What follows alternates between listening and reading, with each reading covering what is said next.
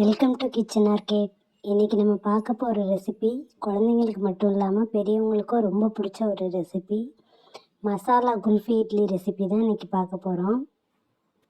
வீடியோக்குள்ளே போகிறதுக்கு முன்னாடி நீங்கள் இன்னும் சேனலை சப்ஸ்கிரைப் பண்ணலைன்னா சப்ஸ்கிரைப் பண்ணிவிட்டு மறக்காமல் பெல் பட்டனையும் ப்ரெஸ் பண்ணிக்கோங்க. இப்போ குல்ஃபி இட்லி எப்படி செய்கிறதுன்னு பார்க்கலாம். நீங்களும் இதே மாதிரி குல்ஃபி இட்லி செய்கிறதுக்கு வீடியோவை ஸ்கிப் பண்ணாமல் பாருங்கள். இதை செஞ்சு பார்த்துட்டு இட்லி எப்படி இருந்துச்சுன்னு மறக்காமல் கமெண்ட் பாக்ஸில் சொல்லுங்கள். வாங்க வீடியோக்குள்ளே போகலாம்.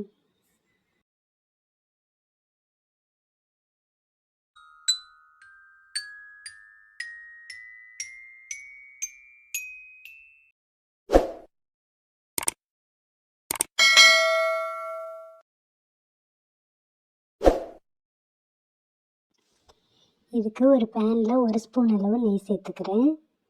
அந்த நெய் நல்லா காஞ்சதும் 1 ஸ்பூன் அளவு ஜீரகம் சேர்த்து பொரியிற வரைக்கும் வெயிட் பண்ணுறேன்.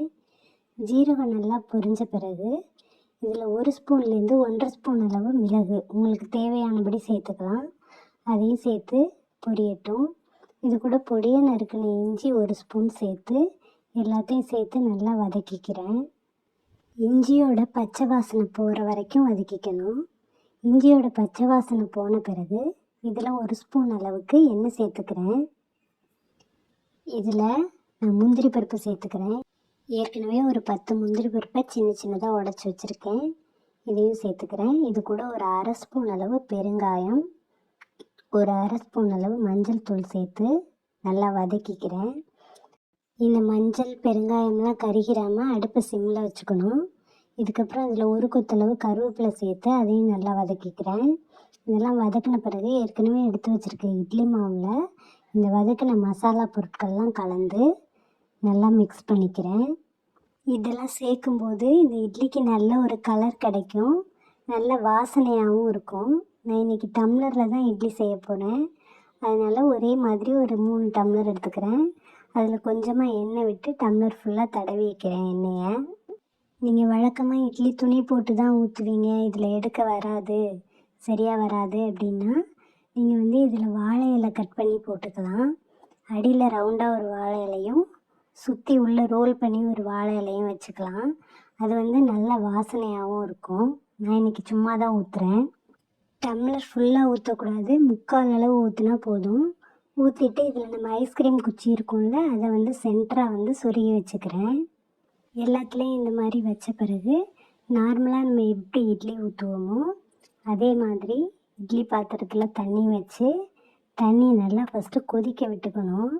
அதுக்கப்புறமா அது மேலே பிளேட்டு வச்சு நம்ம ஊற்றி வச்சுருக்க இட்லி எல்லாம் டம்ளரோடு அது மேலே வச்சுட்டு அதுக்கப்புறம் மூடி போட்டு க்ளோஸ் பண்ணி எப்போவும் இட்லி எவ்வளோ நேரம் வேகுமோ அதே நேரம் வச்சா போதும். அப்படி இல்லைன்னா இன்னும் ஒரு 2 நிமிஷம் அதிகமாக வைக்கலாம், அதுக்கு மேலே தேவையில்லை. இப்போ நான் வச்சுட்டு இட்லி பானையை மூடி போட்டு க்ளோஸ் பண்ணிக்கிறேன். க்ளோஸ் பண்ணிவிட்டு வழக்கமாக ஒரு 10 நிமிஷம் வேக வைப்போம் அப்படின்னா இதுக்கும் 10 நிமிஷம் வேக வச்சா போதும். இப்போ வெந்துருச்சு இட்லி. உங்களுக்கு டவுட்டாக இருந்துச்சுன்னா ஒரு டூத் பிக்கோ இல்லை ஒரு ஃபோர்க் ஸ்பூனோ வச்சு தண்ணியில் நனைச்சிட்டு உள்ளே விட்டிங்கன்னா மாவு ஒட்டாமல் வருதா அப்படின்னு பார்த்துக்கோங்க. இப்போ இட்லி நல்லா வெந்துருச்சு. இதை வெளியில் எடுத்துட்டு ஆற விடலாம். முழுசாக ஆறாமல் கொஞ்சம் ஆறின பிறகு அதில் நம்ம ஒரு கத்தி வச்சு சைடில் மட்டும் எடுத்து விட்டுட்டு அதுக்கப்புறம் அப்படியே கவுத்தோன்னா புட்டு மாதிரி வந்துடும் இட்லி. அதுக்கப்புறம் உங்களுக்கு பிடிச்ச மாதிரி சட்னியோ சாம்பாரோ எது வேணுமோ வச்சு சாப்பிட்டுக்கலாம். இந்த மாதிரி குச்சியில் வச்சு கொடுக்கும்போது பிள்ளைங்கள்லாம் ரொம்ப ஆசையாக சாப்பிடுவாங்க. இதில் முந்திரி பருப்பு, மிளகு, ஜீரகம்லாம் சேர்த்துருக்கறனால உடம்புக்கும் ரொம்ப நல்லது. கண்டிப்பாக இந்த இட்லியை வீட்டில் ட்ரை பண்ணி பாருங்கள். பிடிச்சிருந்தா ஒரு லைக் கொடுங்க. மறக்காமல் ஃப்ரெண்ட்ஸ் அண்ட் ஃபேமிலி கூட ஷேர் பண்ணுங்கள். தேங்க்யூ.